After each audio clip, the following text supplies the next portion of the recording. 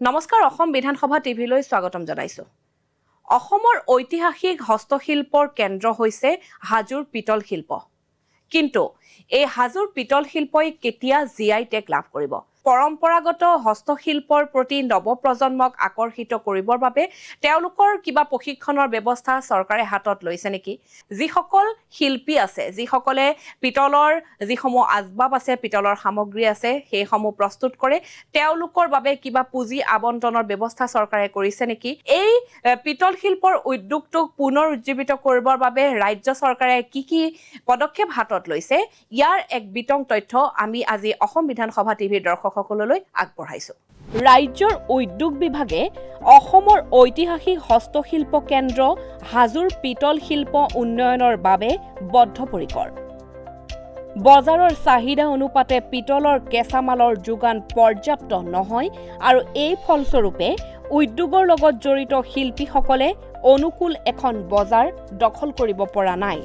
উদ্যোগ বিভাগে এই শিল্পীসকলৰ উন্নয়নৰ বাবে হাজোৰ ফকীৰতলাত কেন্দ্ৰ স্থাপন আৰু লগতে কেঁচামালৰ বেংক গঠন কৰিছিল। পৰৱৰ্তী সময়ত MSC-CDP আঁচনিৰ অধীনত ভাৰত চৰকাৰ আৰু অসম চৰকাৰৰ সহযোগত ইয়াক মুকলি কৰি দিছিল। উদ্যোগ বিভাগে বৰ্তমান পৰিস্থিতিৰ ওপৰত পৰ্যালোচনা কৰি আছে আৰু ইয়াৰ ওপৰত প্ৰয়োজন অনুসৰি বিহিত ব্যৱস্থা গ্ৰহণ কৰিব। মাননীয় মুখ্যমন্ত্ৰী ডক্টৰ হিমন্ত বিশ্ব শৰ্মাৰ দূৰদৰ্শী আৰু গতিশীল নেতৃত্বৰ লগতে প্ৰধানমন্ত্ৰী শ্ৰী নৰেন্দ্ৰ মোদী ডাঙৰীয়াৰ অটল সহযোগিতা আৰু দিক নিৰ্দেশনাত এই থলুৱা উদ্যোগৰ লগত জড়িত থকা হাজো আৰু ইয়াৰ প্ৰতিৱেশী অঞ্চলৰ শ শ কাৰিকৰ পৰিয়ালৰ আৰ্থিক সুৰক্ষা নিশ্চিত কৰিবলৈ চৰকাৰে কিছুমান আঁচনি গ্ৰহণ কৰিছে। এই আঁচনিসমূহৰ ভিতৰত হৈছে PM বিশ্বকৰ্মা আঁচনি, মুখ্যমন্ত্ৰীৰ আত্মনিৰ্ভৰ অসম অভিযান আৰু প্ৰধানমন্ত্ৰী নিয়োগ সৃষ্টি আঁচনি।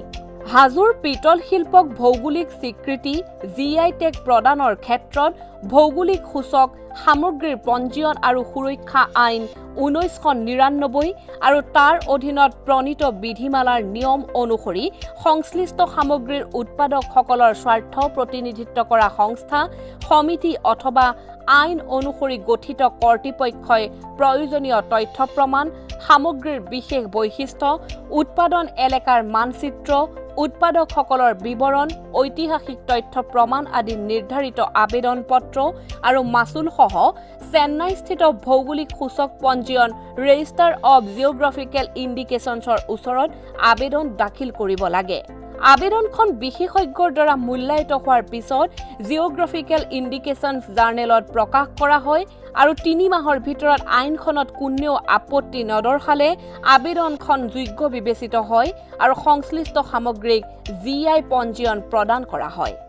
এই ক্ষেত্ৰত উপযুক্ত উৎপাদক সংস্থা আগবাঢ়ি আহিলে ভৌগোলিক স্বীকৃতি অৰ্থাৎ GI টেগৰ বাবে পদক্ষেপ গ্ৰহণ কৰিব পৰা যায়। কেঁচা সামগ্ৰীৰ বেংক স্থাপন কৰাৰ ক্ষেত্ৰত অসম চৰকাৰ আৰু ভাৰত চৰকাৰৰ আৰ্থিক সহযোগত 75 লাখ টকা ব্যয়েৰে হাজোৰ ফকীৰতলাত এটা কেঁচা মাল বেংক স্থাপন কৰা হৈছিল আৰু পৰৱৰ্তী সময়ত এইটো বন্ধ কৰা হয়। ভৱিষ্যতে চৰকাৰে এই কেঁচা মালৰ বেংক কাৰ্যক্ষম কৰাৰ পদক্ষেপ গ্ৰহণ কৰিব।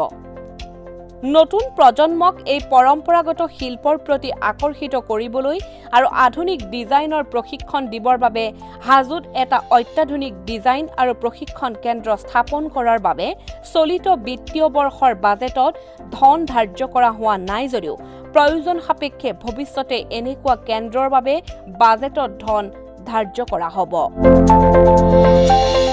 এয়া আছিলে হাজোৰ পিতল শিল্পৰ বিষয়ে কিছু বিতং তথ্য। পৰৱৰ্তী প্ৰতিবেদনৰ বাবে চাই থাকিব অসম বিধানসভা টিভি।